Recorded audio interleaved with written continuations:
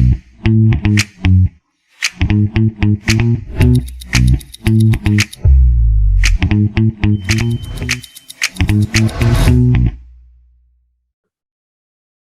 everybody. Welcome to episode 284 of The Virtual Couch. I am your host, Tony Overbay. I'm a licensed marriage and family therapist, an author, a speaker, a husband, all those things. But I'm also the father of 4 amazing, wonderful children. And coming up on today's episode, I have interviewed my daughter, McKinley, aka Mackie, aka Mac. She is 21, I believe. And I know that sounds like a joke, but holy cow, I have joked about the approximate ages of my kids and my wife for so long that I honestly question myself. But she was born in 1999. And so just to make sure that I got this right, I went and looked up her age on a birthday calendar on the internet because I was so in my head that I was going to get her age wrong. But that led me down a little bit of a rabbit trail. So Mackie is 685,584,000 seconds old, or 11,426,400 minutes, or 190,000 hours, almost 8,000 days. 11,000 weeks, 260 months, or 21 years old, 8 months, 21 days old, which makes me, by the way, I couldn't help myself. I am 1.6 billion seconds old, or 27 million minutes. That is kind of mind blowing. That translates out to 51 years, 9 months, and 21 days old, which is insane, but I digress. So today's episode is so good. And yes, I am biased because I interview my daughter, but I have received plenty of amazing feedback from the episodes that Mackie has been on the past. She's come on openly and she has talked about her struggles with anxiety and depression. And she was also on a panel of guests, which is one of my favorite episodes of all time, where we were a few months into the pandemic and she was there with my oldest daughter, Alex, and Alex's husband, Mitch, and my wife, her lone appearance on the virtual couch, and my nephew, Connor, he's a hilarious individual. So today, though, I want you to know we go really, really deep. Mackie just graduated from cosmetology school, and she has taken a job at an absolutely incredible salon in South Jordan, Utah, that just opened up a new location. And it's called the Ivory Salon Suite. And I will have the link to the location and how to book with my daughter in the show notes. And I would highly encourage you to go book with Mackie, because she's honestly very, very good at what she does. You'll kind of get a feel for that in the interview today. But we often, here's what I like that we talked about today, is that like so many of us often do, we take the job, we follow the career, or we get the degree that we feel like we're expected to, because that is what our parents or our friends or our church or our community says that we should do. And I often say, nobody likes to be should on. And when you're doing something because you think you're supposed to, that is called a socially compliant goal. It goes against who you are at your core, because it just goes against your own sense of self, or process of unfolding, or all these other cool psychological terms. But when you are living your life by a socially compliant goal, then you are often just going to continue to kick the can down the road. You'll do things later. You'll try to be happier later. Right now, you just got to get to work. You got to plow through your job. There's this concept of where you go to work so that you can then come home and enjoy yourself, or get to the weekend and have fun. And I don't talk about this often, but I'm kind of convinced that that might be just one of those stories that our own brain is telling us, that we feel like we can't do what we really want to do at our core. Because what I often hear in my office is that people will say, well, if I really did what I enjoy, then all of a sudden it would become a job and I wouldn't enjoy it anymore. And I would often say, I'm talking probably for years, where I would say, no, I hear you. That makes sense. And then one day it hits me that, oh, I actually did 10 years in a career that I absolutely did not enjoy. And now I'm pushing 17, 18 years in a career that I absolutely love and adore. And so when you love your job, or when you're doing something you feel pretty passionate about, and that doesn't mean I love every minute of every day, but when this is something that really speaks to you, that you're passionate about, then when you come home, you're still on fire. When you hit the weekend, you're just excited to do things. And I often find that people that are living these socially compliant lives, socially compliant goals, and doing things because they just think they have to, hit the end of the day, they're exhausted, and they say, okay, I'll do those things I always wanted to do later. I'll do them when I get caught up on things. I'll do them after I get a lot of sleep. I'll do them when I make a little bit more money, or when I get married, or when the kids are older, or when the kids are out of the house, or when we get the new car or the nicer place. And that is just kicking the can down the road when there is so much life to be lived right this very second. So Mackie was just passionate about the going to cosmetology school, but she was afraid to take action on it. We're going to talk a lot about that today. And I want you to know this is she would she's going to talk openly about the fact that she knew that she had that support from her parents.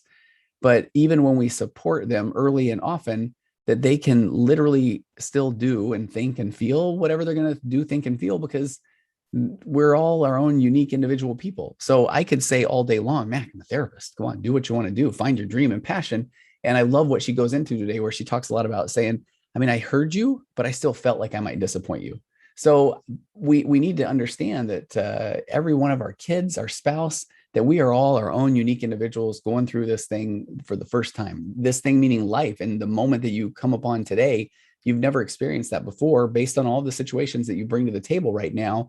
So it becomes even more important that we are there for each other, that we hear each other, that we're not trying to control each other, that we're not trying to tell each other what they should do, because how on earth do you really know what another person should do when you have never been that person? So we talk about how teenagers, when they truly don't feel like their dreams or their goals or their hopes or their passions are even an option, can often feel hopeless or stuck or helpless. So as parents, it is so important to know how to encourage your kids to find their path, but to know again that even when you do your best to be supportive, that they're going to have their own views of who that they think that they're supposed to be. So I say so often that you can either have love or control in adult relationships, not both. And I feel like in today's episode, we really speak to the fact that you can even express love and somebody else can still push you away. And that isn't necessarily about you. Everybody is, again, they're on their own path. They're trying to find themselves. But I guarantee you that the more time and energy you devote to showing your spouse or your kids or anybody that you care about, that really matters to you, that you love them, that you're there for them, and that when and if they do hit a breaking point or rock bottom or whatever that is, that they will know that they can come back to you because you hear them, because you see them, you love them, and you are there for them in whatever capacity that they need. It does not mean, okay, see, I knew you'd come crawling back to me looking for advice. Because I'm telling you, if you put that energy into the people around you, number one, they aren't going to come back looking for help. In fact, they'll most likely do the opposite. They'll probably try to do everything they can do to not come back. And here's where things get kind of interesting from a psychological perspective. We have that whole model backwards. We think that we have to push somebody out of the nest in order for them to fly. Now, that might work with birds or in books, or maybe even written in stories by authors that are trying to process their own feelings of abandonment from their own parental figures. But we actually need to do the opposite. The birds, so to speak, under our care, need to know that they can be in the nest until that they believe that they are ready to fly. And they need to know that they can come back to the nest if they don't feel safe, or that if they're going to go through some rough patches in life, that they know that they can come back to their secure base or their secure attachment and know that somebody has their back. And I often feel like when I start talking about things like this, a parent will say, well, yeah, but if I don't shove them out of the nest, they're going to sit here and stay at home and play video games forever.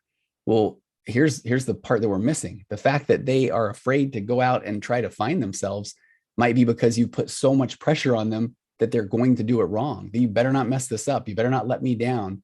This is so important right now, what you do. And so no wonder if that person feels like I'm scared to death, I'm going to do it wrong, then they're going to cope with things like video games, social media, pornography, alcohol, you name it, as an unhealthy coping mechanism, because they feel like if I screw this up, my parent's going to abandon me forever. And so then eventually the parent does boot them out of the house, and then they have to go figure it out. And the parent says, see, if I never would have booted you out of the house, this never would have worked. And that whole model is backwards. It's broken.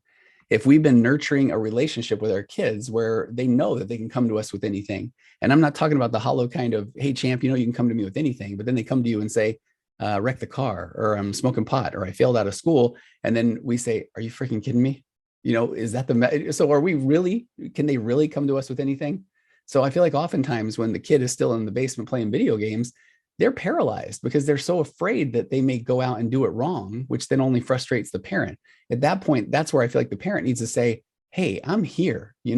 I've got your back. What do you want to do? What can I help you figure out, so that they know that they can go out there and try their best. And if they don't succeed, that's even a loaded word, that they know they can come back and say, all right, well, that one didn't work. So what are we going to do next? Instead of us feeling like we have to just push them out of the nest. So remember, this isn't about you. It's about them. And if you feel like it's your job to throw your bird out of your nest, or else all the other birds will think you're not a good bird parent, or if you feel like you have to throw the bird out of the nest because, well, that's my parents threw me out of the nest, I seem to be okay. You're working from a flawed model. But I so digressed. But that really felt good to get off my chest. So let's get to today's episode with my daughter, Mackie. And please check out the links in the show notes and go by and say hi to her and get your her did, as the kids say, from my daughter, Mackie. All right, let's get to today's episode. That bad boy's recording. Are you ready? I guess. Testing. We live. So enunciate. Okay. Come from your diaphragm. I don't know how to do that. Loud, project your voice, Mackie. Okay. Welcome back to the virtual couch. Thank you. Do you know that you now become the most interviewed guest in the history of the podcast? That's kind of fun for me. It is, right? I was thinking about that at first. I was going to say you've tied my intern/associate Nate Christensen and Dr. Jennifer Finlayson-Fife, world-renowned sex therapist and relationship coach, with 3 times. But then you were also part of the COVID Kids. I was. And that was, it was an ensemble cast, but you were a part of it. So technically, that, like, pulls me ahead. Yeah. So this is your 4th episode. Makes me feel like a big deal. I know, right? I've been looking forward to recording this one for a while. Yeah. And we were talking about things leading up to this, and we could go a lot of different directions. And I think things could get really deep. Mm-hmm. They could get heavy. And I think that's we're going to keep it real, as the kids say. Kids don't really say that anymore, do they? Do they? Sometimes. Sometimes? I don't know. Okay, so in your previous appearances, we've talked a little bit about anxiety and depression, Mm-hmm. and so I get a lot of emails. I forward some of them to you. Those are kind of fun, right? Yeah. When people say that they've really identified with things that you've said, or I think in particular, I get ones from moms who have said that they've even listened to our episodes with their daughters. Mm-hmm. What's that like, by the way, when you get that kind of feedback? It's nice because it's scary to be vulnerable and to put things out there, which I have done a decent amount at this point. And so it's just nice to feel like at least a couple people have taken something from it. More than a couple people. But it's nice. Yeah. And it's just nice because it just is reassuring that everyone is going through things, and you can just be nice and helpful, and, all those good things. People really are, too, going through a lot of things. And sometimes, and this is going to sound silly, but I forget.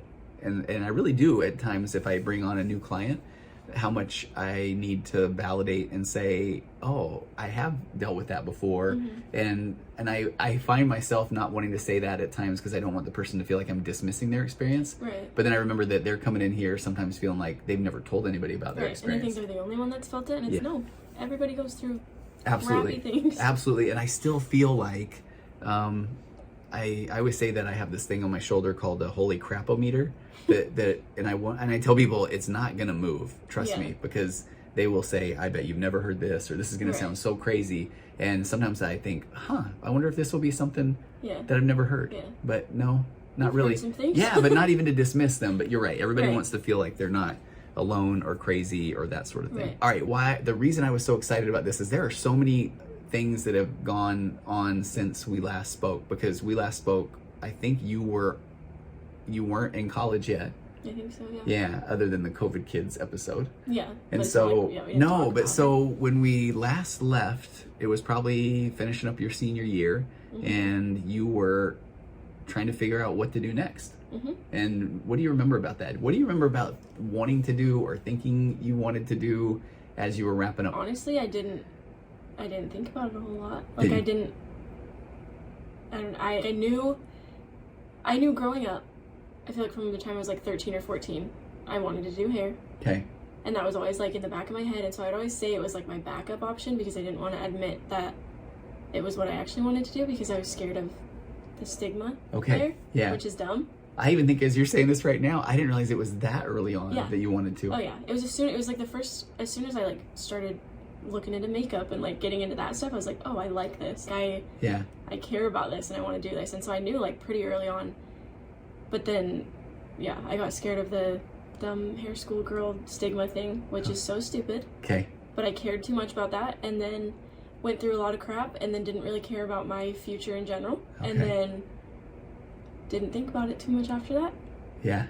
So I wasn't really thinking about it. So the hair school stigma. Yes. When did you start feeling that?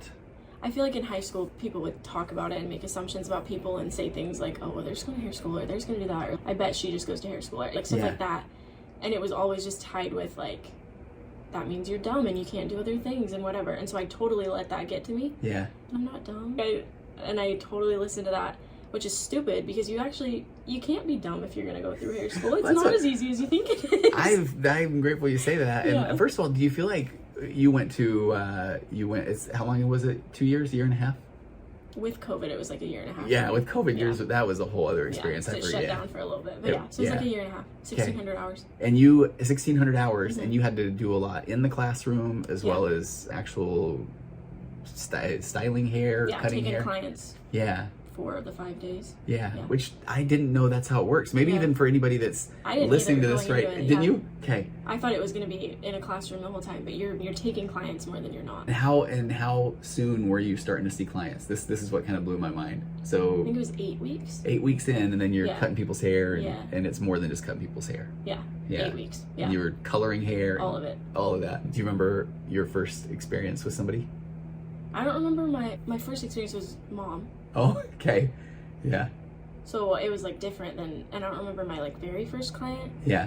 But I remember like those early stages and just like trying to fake the confidence. And, yeah. You know? Yeah. And I didn't even think about this. We'll probably talk about some of this too. You and I have had a lot of conversations around even the similarities, it seems like, from therapist and cosmetologist. Yeah. How funny is that? It was surprising to me. Like I knew people tell their hairstylist everything, but I didn't. That means everything, and I love it. Yeah. I love that part of it. Like, but when you're talking everything, you're talking about they're feeling like they aren't a good parent, or marriage issues, or things about addictions. Things that they haven't told anyone else. Like I hear it all. Yeah. Which is kind of fun. Yeah. It's I fun bet to that listen. is. Yeah. Like it's just Would you ever feel though like you needed to give advice, or what was that like for you?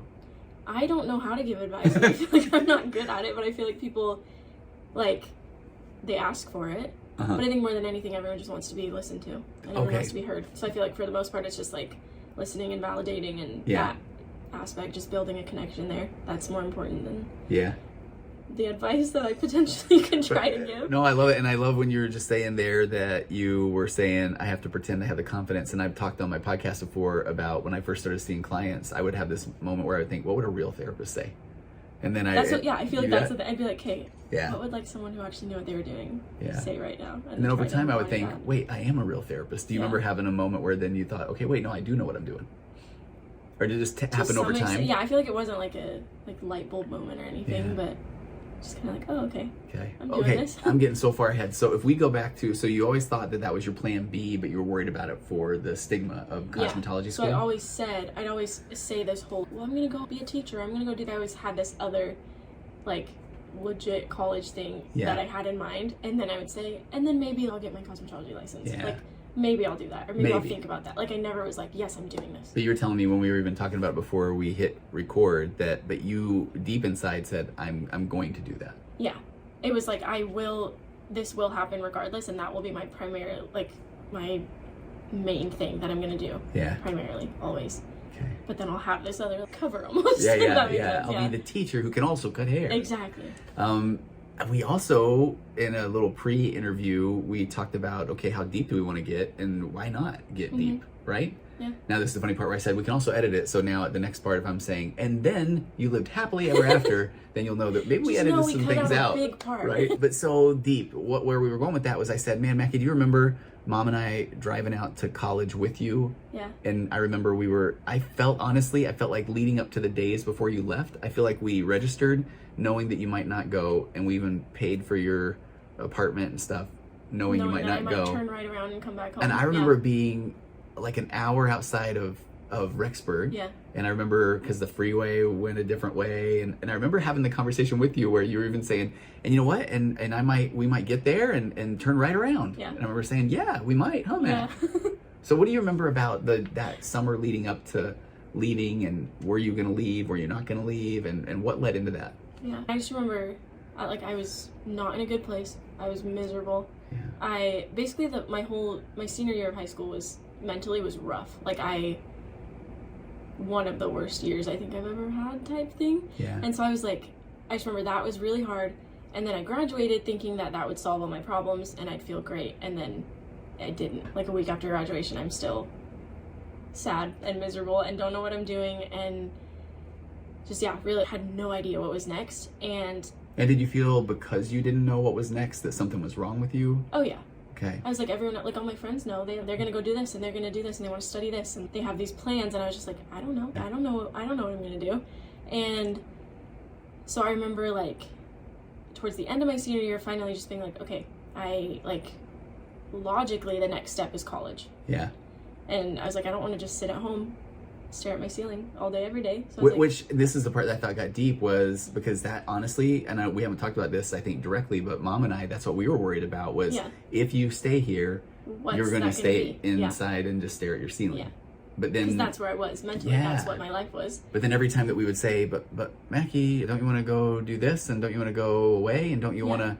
And I didn't want to do anything. And I was telling you earlier, that was stemming from the fact that I genuinely didn't feel like I had a future, and I didn't feel like there was a next step for me. And because of those previous years, I was shocked that I made it to 18 and then 19 and then 20, and like every year is like, oh my gosh, like I actually am doing this and I actually have to think about what's next, because I didn't think I would make it that far. Yeah.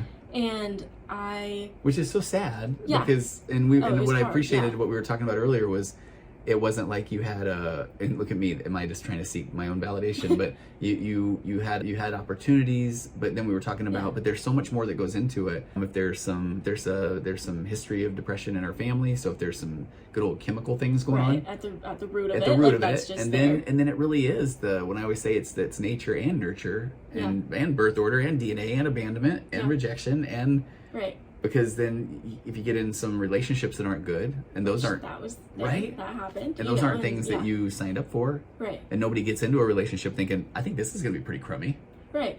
But I mean, they start good, right? It's pretty bad, and then it's okay. So so it was like it was just a lot of crappy things going on with that root of just history of depression, like knowing there's some chemical imbalance, trying to figure that stuff out already, which is hard enough, like just trying to deal with that, but then having the crappy life things happening on top of it. So then I just remember like that, especially that summer before I left, it's like I was registered for school and whatever, but I didn't want to be, and I didn't want to go, and I didn't want to do anything. And I just remember, because I was telling you, like, just I remember lots of nights where it was just like I was not okay, and I was not like doing smart things to cope, but turning to very unhealthy things. And then I like vividly remember just like pleading with God to just let me go. Just that I felt like every night I'd fall asleep, just come on, like just let me go, like I'm done. That breaks my heart. I mean it was hard, and but I know people feel that and people experience that, and so that was every single night. And so then it kind of got to a point before I left for school where it was like, okay, so I can just sit here and plead and be miserable and stare at my ceiling, or I can try to cling to this like last resort potential thing that could kickstart my future a little bit. So then I embraced this, okay, I'm gonna go be a teacher and I'm gonna go do that, and I like held on to that. It was literally all I had left, because to some extent I felt like it was all I had left, and so I just ran with it, and I was like, okay, I'm just gonna go, and I wasn't even thinking past that, which I think is important. And I think that's where, if somebody's saying, but what if this doesn't work out, or what if and I didn't have it in me to even think that. It was just like, okay, I'm just gonna get there, and then I didn't know what was going to happen next, but I was like, I'm just going to go. And do you think, and I know it's so hard to, I think we were even talking earlier about when I was saying, when people say, man, I wonder what would have happened if, and I always say, well, who knows, but then not a productive thought, and then I'm about to say, but let's go there for a minute. Right. So for the sake of other people, do you feel like, I wonder if when you're having these thoughts of, it'd be nice to not even wake up, and this is where I say often that when people come and tell me that they've never thought of suicide or something, I don't know if that's even normal. And as a therapist, we talk about, but have you ever had the plan, and it's going to happen this way at this time, and that's when things get a little more real. But when people have if I got hit by a meteorite tonight, that's okay. Or if I just don't wake up. And that was my whole life. And I think that's more normal than people realize.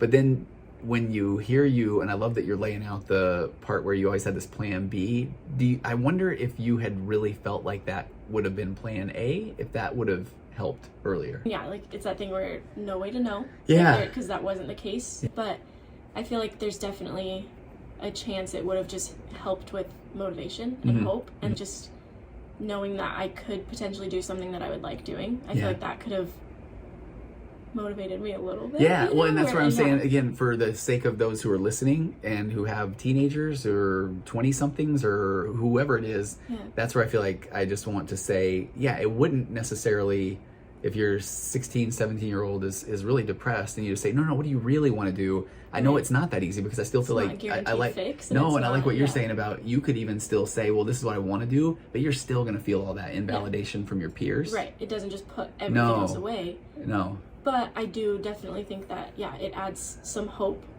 into a life that feels like that's not a thing anymore. So I don't know. It's definitely something to think about, and that could be helpful potentially. So for anyone listening, especially the parents, to just say, no, really, tell me more. Not, but I think you'd be happier, right? Okay. And then maybe just, anything you can do to head into that direction, I feel like couldn't hurt. Yeah, just to even make it more, I feel like it seems like it's achievable and it's realistic, because in my head it wasn't. Yeah. But that was my doing, like I had made it this, like, we're not going to do that. Yeah, which is funny. So then, because, I don't know, do you remember when Mom and I were... when do you remember when we were really saying, no, really, if you want to go to cosmetology school, go? Yeah, no, so I remember, I went to college. Yes. And I stuck Freshman it year. out. Yeah. I ended up being like a year and a half. Yeah. Ish. But I sucked at it. I didn't go to class. I was getting horrible grades, which isn't like me. Like in high school, I got good grades. Like I was a good student. And in college, I was not. Like I did the bare minimum. I hated every second of it. I remember there were times where Mom and I would think, oh, okay, this sounds good. Because one of the times you took a class and was it elementary education, and you really were going to be able to color and cut out things with construction paper. Yeah. And I thought, that's pretty cool. So I'd have moments where I was like, okay, like I can get on board with this. Like, I can color. I can do those things. But I was just like, I hated every second of it. Wasn't doing a good job. And the whole time, and I feel like I was doing a little bit better mentally. Sure, because you were staying out there. Yeah, I stuck it out. I found a few people that were like, found a couple people that I found a couple of really good people that I didn't even know people could be like that good of people. Didn't know there were friends that existed like that. So it's like I figured that out, got those people, and so it's again the thing, like I was okay. Yeah. I wasn't perfect, but I was okay. But we would still get calls sometimes. Yeah, I would yeah. And we would be reading, I remember we would, hey Mac, and you're hearing like waiting to hear. If you're like, hey, what's up? We're like, hey, whoa, that is great. Or if it was like, and you get a little pause, I'm like, Mackie, you okay? And then it's like, oh no. Yeah. We never said, oh no, how dare you? No, in your head maybe a little bit. Oh, never. But it's just, so I was like, everything was okay. And then, I was kind of entertaining the idea of the cosmetology stuff more seriously to myself. Well, the cool part was that there was a really good school in Rexburg. And I didn't know that, and so I learned about it, and I was like, okay. And then... Did you know people that were already going there, or was it seriously just a whole other world? It was a whole other thing, yeah. But then I found out that it existed, and I was like, huh. Interesting. And then I remember, I just kind of been thinking about it more seriously, and I looked on their website, and I looked into it, and I was reading into all this stuff, trying to figure out could I afford this? And on my own, I just go do this. I didn't want to tell you guys, and I didn't want to make you. Even though we're saying we'll do whatever you want to do, you're thinking I probably still need to do this on my own. So I'm going, how can I make this work? Looking into it, trying to figure it out. Is it because I had no hair? Probably. I was like, he'd never support it. He doesn't have hair. So then I remember having just the worst day. I was feeling ready to give up again. I was in that mindset. And I remember calling you guys and just kind of throwing it out there, entertaining the idea where I was like, I don't know if you remember this at all, but I vividly remember the phone call. I think I know where we're going with. Hey, I've been looking into this. Just before I was like, yes, please. Or... No, you literally didn't. And I was so surprised. You literally, I was like, because I did the whole thing where I made it so dramatic, and I was like, well, I've been thinking, and maybe what if I, all this stuff, and then I finally spit out just cosmetology school, and you're like, yep, let's do it. Okay. Literally, let's Mom sign and I were up. probably sitting there going, yeah. And then and I'm sobbing, end of the world to me. Do you remember this, Mac? And then I don't even, or within the week, I think, literally, I was at the school, we had financial aid going, we figuring it all out, meeting with people, talking about it. Oh, I do remember. Mom and I were just pumped. Yeah. But even then, I'm signed up, and I was still they're gonna be so upset, like they're gonna be so disappointed because I'm not going to college, I'm not getting like a degree. Okay, because you were like, I'm still gonna go to college. Oh, that's right. Because then I stuck with the college, with the BYUI stuff. I stuck with that for a few semesters. Waste of time, waste of money. Again, failing my classes. I do want to say that was funny because Mom and I at that point were just saying, okay, we want to support her, but deep inside it was like, you quit right now, Mac. Yeah, you know, money like, of college. Yeah, I was like, no, I got this. I was like, I'm gonna get my like business degree. Yes, I'm gonna, that's right. Like, so you could be a more entrepreneurial I was like, I'm gonna do cosmetologist. So dumb. I don't know why I didn't want to do it. I don't know why I did. Sorry about that. Oh, it's okay. That's all right. Waste some money there. It was worth it, Mackie. Sure, but yeah. So Mom and I love Top Ramen. Stop. It wasn't that bad. No, it wasn't that bad. But anyways, but yeah. So then I don't know. Then finally. Eventually dropped all of the college stuff and then just stuck with the hair school and embraced that. Yeah. And ran with that. Do you remember did you ever feel like it was a mistake once you were there, honestly? I didn't feel like it was a mistake, but I definitely had doubts and moments where I was like, what if I can't do this? What if I suck at this? And what if I dropped out of college and I'm here and the money's already been paid and like, there's no going back? And I was like, what if I don't like it? What if it sucks? What if I just suck at it? And I was like, what if I can't? You know, like I definitely have moments like that. Yeah. You just set me up for my acceptance and commitment therapy moment where you, at that point, I feel like you were pointed toward a pretty value-based thing. It mattered to you. Yeah. And even there, when we say, okay, I'm going for it, our brain will 100% say, what if I'm no good at it? What if I suck? What if I, and that's where you guys hate that I'm doing what, you know. Right. And you probably get annoyed when I drop in a therapist mode. That's where I'm like, oh yeah, Mac, maybe, but we're not even arguing that. Yeah. But you just keep moving forward and remember. But to me, that was like was always in the back of my head, and so I definitely panicked. Or I'd have a little bit of an off day, or I'd slip back into a little depression type thing. And so suddenly I didn't want to be going to school, but that was because of like the other emotional baseline and other thing in life, and things are just sucking. And so I'm like, well, maybe I did the wrong thing, and it's like, no. You're in a crappy relationship and you don't know exactly what you're doing with your life and things are just hard because life is hard. See, that's what sucked is that you're right. Because I was talking about these triggers, hungry, angry, lonely, tired, or whatever. But enter back in crappy relationship in the middle of all this. Was the core of my things, which that's a whole other thing. Oh, but that'll be episode 5. Right, then we can dive right into that. Yeah, but no, you're right. As COVID's going on, I'm trying to finish school. Crappy relationship that nobody knows is crappy. I'm keeping it to myself. Amongst anxiety and depression and life. So at that point, then, it's so funny then. So at that point, was work almost even an anchor? Yeah. I mean, or your school was at that point. Wow. And so then it's and your parents, like they're cool, right? Yeah, they're all right. I guess. Yeah. Okay. But yeah, so then it's like just all these other factors, all these things. Then trying to figure out, okay, did I do the right thing here? Am I gonna be okay? Am I gonna be able to make this work? Just trying to figure all of that out. I remember you have a Beauty by Mackie account, and then you would start posting pictures of things that you were actually doing. Yeah. And I was blown away because that's where I started thinking, holy cow, this is real. You're doing. I mean, and then you're having. I don't know if you can even talk about these things, but you're starting to call and have these experiences where people that had felt down because of their appearance or because of whatever, and you're not, and you're listening to them in your chair, and then you're transforming them the way they look. And then they're saying, oh my gosh, and they're crying and hugging you and not tipping you still. No, never. Because that was hair school. Didn't make any money in hair school. I know, right? but that will all come back to, you will be blessed. Yeah. Right? But what were those experiences like? Well, yeah, there's one, like when you say that, there's one specific one that, like, I feel like was, honest to goodness, like, life-changing for me. Because it happened at a perfect time, too, where relationship's crappy, life's crappy. I'm, like, doubting myself. Doubting everything. I'm like, I'm not making a difference. I'm not doing anything, whatever. Feeling down. And then I'm just sitting there and one of my teachers is like, hey, we have this 13-year-old girl coming in and this student's going to be doing her hair. Can you help? Can you just jump on? And I'm like, yeah, sure. Like, whatever. And then she gives me a little backstory and tells me that this 13-year-old is like wanting to end her life and she's miserable and she never leaves the house and her mom has tried everything and just can't. Like, she's just so worried. So she's like, I'm going to just bring her in for a little, like, spa type day. Yeah. Whatever. And so I'm like, okay. So I remember in that moment, like, feeling like everything in my life was out of my control. I knew that in that moment I could do something. You'd be present. And so I was like, I was like, by the end of this girl's gonna be smiling, like she's gonna feel good about herself. And I made that my whole, like, that I needed that to happen, like for her but also for me and in my life. And so I was like, I'm gonna make this happen.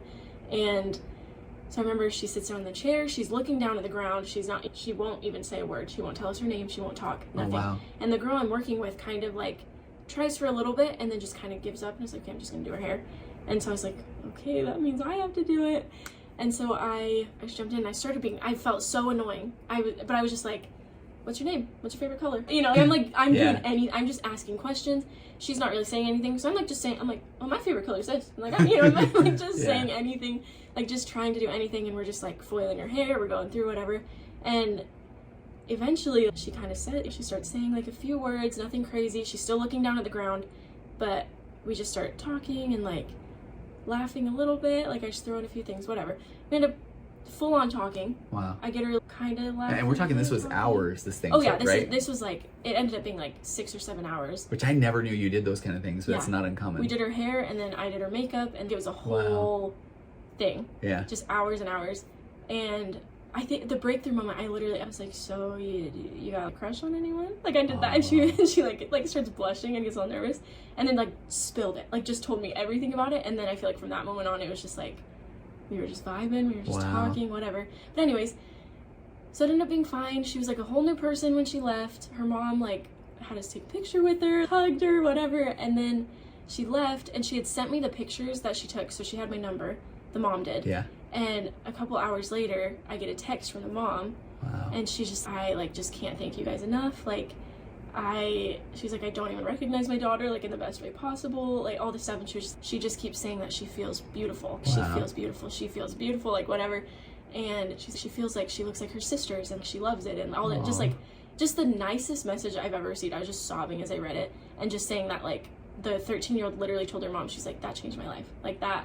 Oh, like just so you're in at that point. So I'm sobbing. I'm like, oh my gosh, like all I did was talk to the girl. Like I was just like we just talked and we just connected as human beings and whatever.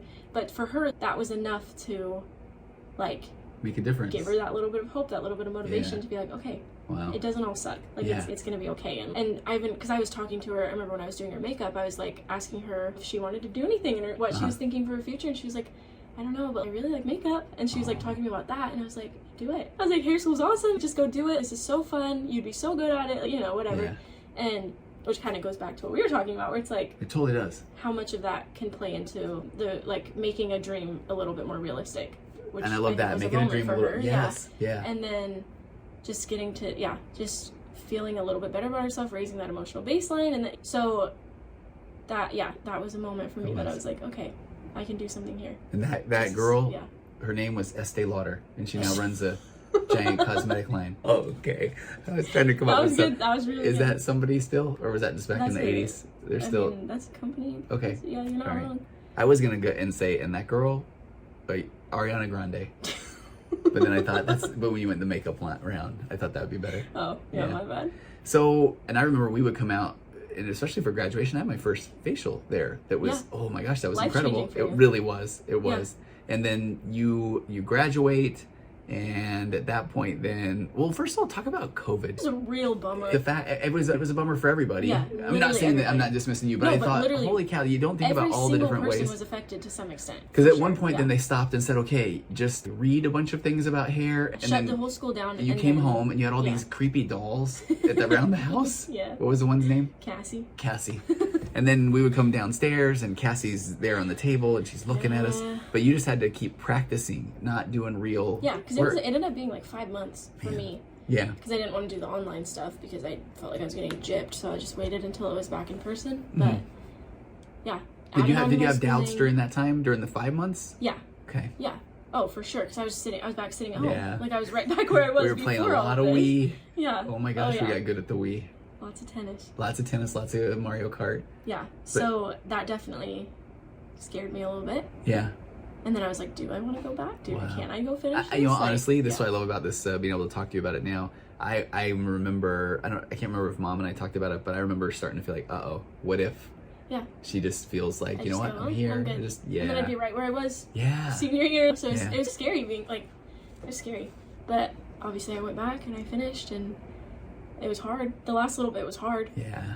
But well, especially there ended up being a thing where because of COVID and because of how long you had been home, I think this is one of those examples of stuff just keeps happening in our lives, period. Yeah. And then it's what do we do with it? Stops. Because you remember, oh my gosh, now I'm even thinking of when you took your test. Remember that? Oh, yeah. Yeah. Oh, okay. So let's talk about a couple of stories. Story time. So what I'm talking about here is you found out that there was a certain amount of time and weeks and something and hours, and because of COVID, there was this limit that we weren't aware of, and so I don't remember the details, but But for some reason, I needed to finish, and I needed to finish like. And you really had to quick. do what 8 weeks in a row of 40 hours a week, 50 hours a week with no breaks. Now remember, that was another part where I thought, what if Mackie just says it doesn't matter, and you were that close? How did you get through that? It was hard. It was so hard because I'd never had that long of days before. Yeah. And then a lot of it was like I was alone for it because my like friends would be there for the normal hours and I would have to come, I'd be there before and after them. Yeah. So I'd get there in the morning and I'd be all by myself with the barbers. Wow. I'd be like so uncomfortable. And then I'd go through the whole day taking clients, whatever, and then I'd have to stay extra hours after. And so it was just long, like, lonely days, and I was living by myself at the time, and most of my friends from Rexburg had moved at that point, so it was just, like, very lonely, very scary, just, okay. But I knew I had to get it done. So I don't even know. I remember... It was, like, my only option, really. And I mean, that's I what had was incredible. And because I remember we were waiting to hear more of those, he's in trouble things, but you kind of never really did that. And I was impressed. I just need to do it. Like, I'm gonna do it. And it sucked. It was not easy, but I did it. And I kept telling myself the thing where I was like, okay, in 8 weeks, it's not going to matter. I'm going to be done and it's not going to matter. So I just kept telling myself that constantly where I was like, and then a year from now, I'm going to be like, I don't even remember that. See, I love that. I kept telling myself that. And it's true. I remember it sucked. I know, I can't remember either because I feel like we're about to try to go into the memory bank. So you had to take 2 exams? Yeah. To get your license? Yes. And the one was written and then the other was a practical. And the practical, I get here really early. You were leaving to go early. Do you remember this? Yes, I remember this. So what was it? You had car trouble. So tell the story. So the day before my test, I'm like, I'm just going to go for a drive, clear my head, things are good, whatever. I get stuck in the snow. Oh, that's right. Remember that? Yes. And that's what caused the car troubles. Yes. Because then my car got stuck in Fort Low and all that, whatever. Yep. So get stuck in the snow. I'm freaking out. I'm like, great, this is good. This is what I needed. I'd been studying all day for my test, and I'm like, cool. And then I called you guys. I'm like literally digging my car out. Like I'm like with my hands. You're just like, what do I do? I'm like, I don't know what to do. Yeah, and we're 1,000 and you guys miles are like, away. I don't know. And eventually get my car out, and it's just feeling funny, but I'm like, it's fine. We'll deal with it later. And so then I wake up. I have to leave at like 4 a.m. or something for my test. Like it's super early. It was an hour or two away, and you had to be at a certain place. Yeah, super early. Can't be late.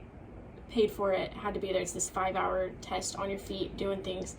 So I'm like freaking out, and I'm on my way there, and my car is just being weird from the start. Oh, I'm feeling weird talking about it. And then it gets to a point where it won't even accelerate. I can't go. That's when you called me. Yeah, can't go more than 55, 60 on this. Oh, and it was like 5 in the morning, and you call, and I remember you're saying, what do I do? What do I do? And I'm like, Mackie, just keep going. Yeah. Just keep going. Yeah, you told me, you're like, just get there. Like, just get there. Because part of me was like, just pull over and see, but no, just go. Yeah, so you're like, just go. So I was like, I don't know if I'm going to make it. Like, I don't know what's going on. I don't know. The car's like shaking. Oh. And then I'm like pulling up around the corner. I get off the exit. Luckily, the place is right off the exit. It's like a hotel. Casino. Yeah, casino right hotel. Right off the exit. Yeah. And I'd been praying the whole time. I was like, just get me there. Just get me there. Literally, I get there off the exit. My car just stopped, like just shuts down, starts smoking. Oh. And I glide into the parking lot. But still far away, long parking lot. Still far away, but I like glide in there, car smoking. I'm like yelling at you. I'm like losing my mind. Yeah. I'm like, what do I do? Like I have 5 minutes to be inside. Like and they told you that they would lock the doors, literally. Yeah, they literally locked the doors. So I'm like losing my mind. And then I'm like, Mackie, just leave the car. I'm being so mean to you. Like I'm like I was ready for it. Yeah. And I have this big tub I have to carry with me. That's right. The door's super far away. I'm like freaking out. Then this lady comes up to me and she's like, what's going on? And I'm like, I don't know. Like I'm like freaking out. And anyways, some miracle, security guy comes. They're like, okay, we'll deal with your car. I get in the security car. He drives me up. I run in the building. I'm carrying my box. I don't even know where I'm going. I pull up. I walk in. The guy at the door, he's 10 more seconds and I was gonna lock the door. For real. Literally. So I'm like, cool, thanks. Yeah. Like that's last thing I don't have my phone, I don't have my keys, I don't know anything.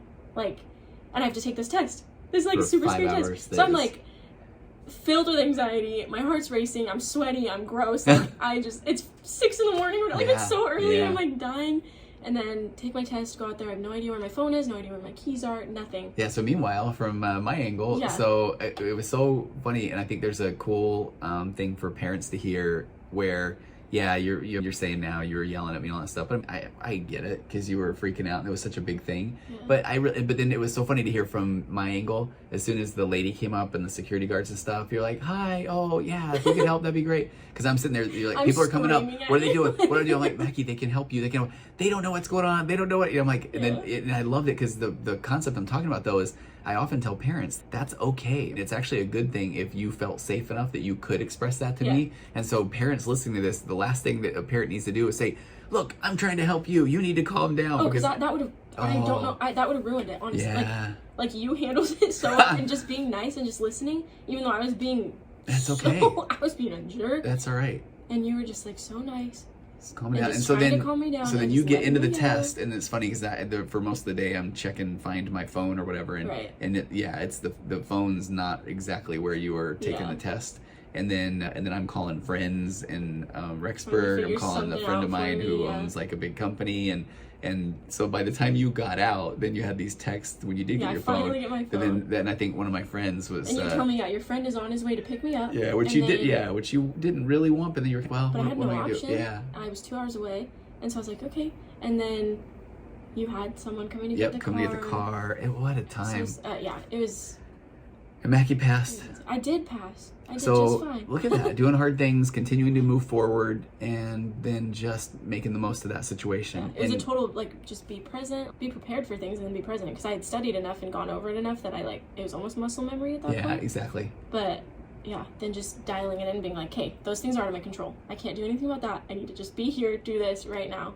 Which is really hard. It is. It's not easy to do that. No, and especially with that kind of a circumstance. And then, so now let's fast forward to you graduate, you come home for a little bit, and then you were looking at, all right, what do I do next? And you were looking at, do I go back to Idaho because I know people there? Do I go to Utah because you've got a cousin there and you guys were looking at maybe rooming together? Yeah. Do you try to get something here in California? I had no idea. Yeah.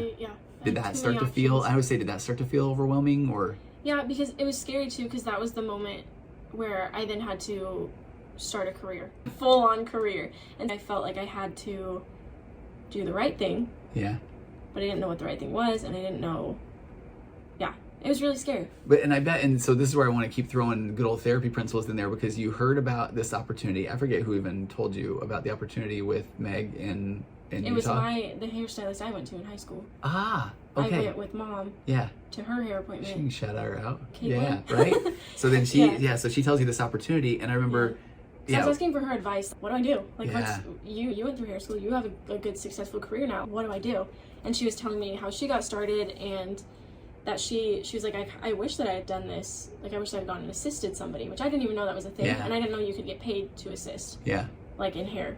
So I was like, oh, I'm intrigued. Because I was like, I want to be ready. I want to jump in and I want to be able to succeed and know what I'm doing. And I was like, assisting would be perfect. And she happened to know somebody, know of somebody in Utah who had a really good assisting program, whatever. So I was like, okay. So I followed that personally, right? And I gotta tell the dad, therapist, whatever, because then there were still those, okay, that would be amazing, but then here come the buts. Yeah, and that's all it was for that first it was, right? Yeah, but I don't even know what I would say. I don't even know if that's what I want to do. I don't know. I don't know if I want to go to Utah. I don't know if I can. I don't even know if it would work. And then I have to get my license. There was just all these other things. And it was easy to lean into those things and just be like, maybe I'll just stay home. And we were, boy, I'm telling you, acceptance doesn't mean apathy. We were saying, hey, Mac, if you want to, but what would that look like to, hey, Are you want to just stare at your ceiling all day? Are we going to start that We never said that, for the record, but and so I finally was just like, okay, no harm will come from just messaging this. I almost want to say that again, because nothing negative will come from just continuing to move forward. Yeah. You can always say no, or they may say no. And that was the thing. It was just accepting the fact that there might be some rejection. Yep. But that wouldn't be the end of the world. Didn't mean anything. It wasn't anything to take personally. It wasn't. Yeah. So I had to mentally prepare myself there and get that in my head, and then decide, okay, I'm just gonna reach out. Worst thing she can do is say no. I'm not looking, and then I'll reassess and I'll try to figure something out. And then it was just one of those things where she got right back to me. We did FaceTime interviews. Suddenly I have a job. But I love what she did, because talking about, this isn't why you're on here, but I want everyone in the world to go find your salon and come see you, because obviously you're my daughter and I want them to come get their hair done by you. But what I thought was really cool was you were saying to me, hey, have you heard of the Enneagram, and have you heard of this, and have you heard of that? And Meg put you through the paces from a love language test, personality test, like just because she has this whole thing where you can't be your best self if you don't know yourself. Like that whole thing. I love it. And it's so true, because it's like, if you don't know how you function, how are you supposed to do anything? Yeah. And then if the people you're working with don't know how you function, how are you supposed to run something together? How are you supposed to be successful? So she knows everything about me, personality-wise. Yeah. Like, she knows. And you learned a lot about yourself too, because you were coming home and saying, have you heard of these things? And that's where I love the fact that you can, sometimes it literally does take somebody else to bring these things up. Yeah. Because as a parent, I was screaming inside of, we've talked about these things. But so it forced me to then, understand myself a little bit better. And then it just helps, like, I think every employer in the world should do it. Because then you just know how to communicate, and like, Meg knows how to talk to me about things and how to, like, confront me about things, or how to deal with things without shutting me down or, like, breaking me. So it's really good. But so then. And then there were other things that were, I remember, and this is, again, it's so funny now what you said earlier. It was really hard to try to find a place for a while, but now you're in a place, and I don't. But we kept moving forward, and there were a lot of these times where it felt like, it's not going to work, can't find a place. And there was stuff with my license, like trying to get transferred. Everything was just stressful, and then it's like all of a sudden I had this job, and I had a couple weeks really, like, to figure it out and get myself to Utah. So it was intense and it was scary, but we just kept doing. It was one thing. It was the B2B, B2C. That whole thing. It was like, hey, just do this, and then we'll do this, and then we'll, and it was like, it's gonna be fun. And you're like, but what if 8 steps down this doesn't work? We're like, I know, right? We're like, but what's in front of us? So we kept doing that whole thing, and then again, just telling myself, okay, a couple months from now, somehow I'm going to be in Utah, and I'm going to be at my job, and everything's going to be fine, and it's not going to matter. That's how I get through everything. I like it. So I just did that whole thing, and then it's okay, suddenly this apartment looks promising, and then it works, and then we get it, and then I have a job, and I'm like, I have a day that I'm going there, and my license finally comes through. Everything just fell into place. And here we are. Been there for a couple months. Yeah. Working, taking clients. And loving it. Loving it. And do you still feel confident? You've learned some kind of crazy advanced stuff around extensions and things like that. That are those things that you didn't know that you would already be learning? Yeah. My boss, like, she wants me to be successful, which is really nice. Yeah. So we just got right into things. It was like, okay, you're here, you're gonna work, we're gonna learn, it's all gonna be good. And you guys just moved to a brand new building? Brand new building. Okay, now for real, because one of my top 10, please, because one of my top 10 metro areas is the Salt Lake Valley, Provo, that sort of. So we're right in South Jordan. Right off Redwood Road. Okay. If anyone's in Utah, they know exactly what that is. Yeah, name of the place is? It's called Ivory Salon and Suites. Okay. And I'll have links in the show notes, but your Instagram is... My hair is Beauty by Mackie. Beauty by Mackie, Mackie. Mm-hmm. Yeah. Has all the links there, all the things. You can literally go sign up and you can do their stuff. You can DM me, you can whatever. Yeah. I'm there, I'm working. And then, so before we wrap things up too, then that concept of, we've joked a little bit. Mackie just, Kate, I love this too. You surprised us, you came home for the weekend, and I love those things, and I should have known when I walked in Friday. Then Mom was sitting there with her phone on me, and then you jumped out and surprised me. I love that stuff. That's so fun, right? Stuff, yeah. But so Mackie came home, and that's why we're recording right now. But we also talked a little bit about is it still weird to think I'm an adult. I'm adulting. It's really scary. And I feel, I don't know, you don't hear a whole lot about being an adult. And then all of a sudden you're an adult and everything's expensive and hard and you got to just keep doing it. Kind of sucks, but it's kind of fun, and it's just like and that's, we were talking about that. You have to keep doing it, and that's really scary. And you were telling me some good stuff there where I was telling you I kind of start to freak out sometimes where I go, this is my life now. Like I have to show up to work or I can't like function. I can't live. I can't like provide. Well, okay, I'm glad you said that. So we're not about to wrap this up because what we were talking about was it kind of goes along to. It's really daunting to think this is the rest of my life. Yeah. Which I think everyone at some point or another has those thoughts where it's like just the way life works. It is. And the way you need money and you need to. I don't know. It's scary. No, I was really telling Mackie that it really does at times, and I can be probably a little bit therapist annoying and reframing things, but it really does. People will feel oftentimes like, it's gonna suck, but what are you gonna do? And sometimes I reframe it to try to say, there's a book called The Road Less Traveled where the guy says, life is difficult, And once we accept that it's difficult, then the fact that it's difficult no longer matters. And now we're not arguing, I can't believe it's so difficult, or why is it difficult, or it's more difficult for me than other people. And those are the things that get us bogged down in we could worry and think about those things all day. But once we accept that, yeah, it's going to be pretty difficult, but what are we going to do? And then you start turning toward things that really matter to you. And then the more you do that, the more you raise your emotional baseline, the more you feel a sense of purpose, and the more of those up days you're going to have. And on the down days, you still feel like that you have a direction or a sense of purpose, which I think is pretty. But then I also, yes, it's like I'm figuring that part. Oh well, and that's working on that. I'm still trying. I feel like that becomes what you end up having to do for the rest of your life. Right. And that sounds daunting saying that. But what I was telling Mackie about is that, and we go back to your senior year and go back to what you felt was an option B and going to school. And I was telling Mackie, yeah, I went 10 years in a career that I did not really enjoy, but I didn't even know how much I didn't enjoy it until I found the thing that I did enjoy. So that's where I feel like you're just plugging away. You're like, okay, this is what I can do. But now, and I like what you're saying. Yeah, there's still days and clients and things like that I'm maybe not as excited about, but overall, I love what I do, which then sure helps, which you found that. Yeah. Yeah. I think. Well, and for right now, right? Because this might be, you may go however long on this, and then the fact that you did that will give you the confidence to then say, okay, now I want to pivot it slightly or whatever I want to do. I like what I'm doing. I'm happy to be doing it, which is crazy. It's crazy to have that sense of purpose, and it's life-changing. It is. And to feel like, okay, even though I don't know all the other things, and life is still hard, and all the, but I have this thing that I'm like, okay, I'm doing this, and I like it, and it's gonna be okay. Yeah. And I can be successful if I want to be successful, and And we were even talking about your boss is doing an amazing job with her studio and setting up things and promoting everybody. But we were even talking about everybody's different there too. I think we were saying you may not be the person who wants to have their own place. You may want to be a person rent their chair within the place, or you can do all kinds of options. Yeah, based on what you enjoy or what makes you tick. Literally, yeah. So it's all figure that out, Yeah. eventually. You don't even need to know it right now. For anybody that is watching, we'll probably throw up, it's not the best camera angle, but check out your hands. So what are the things you didn't anticipate about this work? My hands always have hair dye on them. Yeah. They always look really gross. Yeah. It's pretty bad right now. And it won't come off. It won't. The other thing I think was funny was I remember the first time you told me that you get little cuts from hair or something like that. Hair slivers. Hair slivers, which sounds like a great name for an alternative band. Like I would go I would see the hair slivers. Like they would probably open up for a bigger band. Yeah, no, for sure. Right. But yeah. So hair slivers though, do you still get them? Do they hurt? That's more like a short haircut type thing. Okay. So typically more men.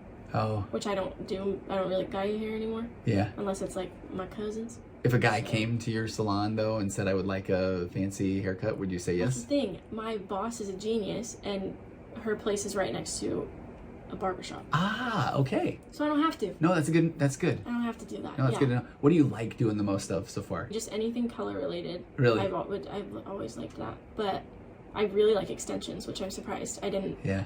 Because it's like tedious and it's a lot of work, but it's like... And those are game changers for people, right? Oh yeah. Yeah. No, that's so cool. So that's been really fun. Yeah. So people can go find you and go say hi and literally book with you. And any parting words of advice now for here comes deep therapeutic, that's not a word, therapeutic person. So talking to that 16, 17-year-old Mackie, what do you tell her?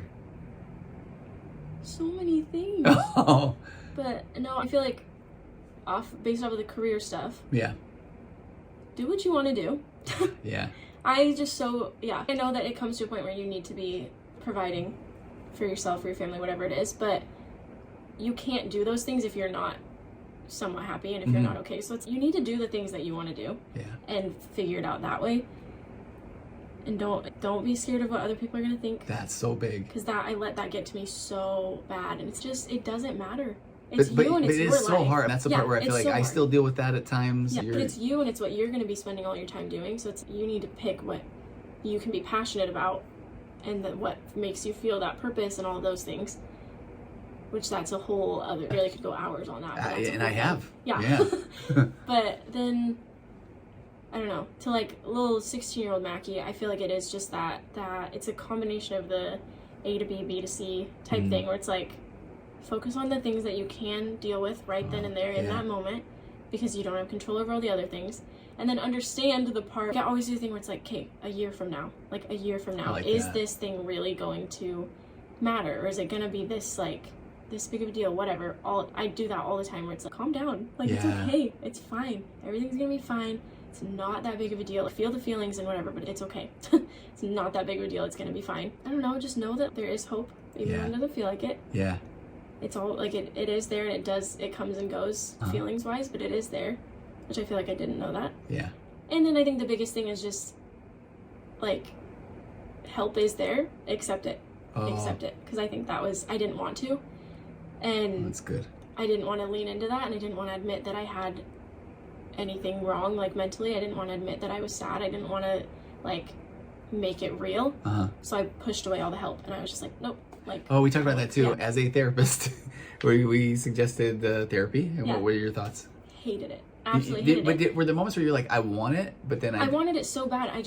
It was just I didn't find the right person for me. Like I didn't find somebody that I could really like click with. And then I gave up. And that's where I felt bad, because that where we would say, okay, well we can find somebody else, but at that point was it like, I just felt defeated, and I felt like there was no hope, there was no motivation, I didn't feel purpose. So I was just like, why? I'm not gonna go. Why does it matter? I don't want to deal with it. And so I pushed that away, but just do the things. Do the little things. And I went on medication. I did things, and do all the things. Do all the things, because the things help. There you go. They really do. maybe there's the title. Do all the things, because they will help. Do all the things. The things help. Mackie, thank you so much. This was really cool. I wanted to talk about this one all the time. And go find Mackie and go get your hair cut by her, because she's really good. Thank you. Yeah, take us out with a whistle. For those, Wendy's my wife. I say, for those listening, Mackie has a struggle whistling. That's not bad. Man. And it goes. Yeah, and it goes. That's so embarrassing. All right, McKinley Overbay, thank you so much. We will see you the next time I see you. Well, I'll see you as soon as I hit stop. But then it would be the 5th time. That's crazy. I think you get a jacket. Oh, you've already given a jacket. I'll take another one. Okay, we'll do that. Dope. Okay, love you, Mac. Love you. Okay, bye everybody. Bye.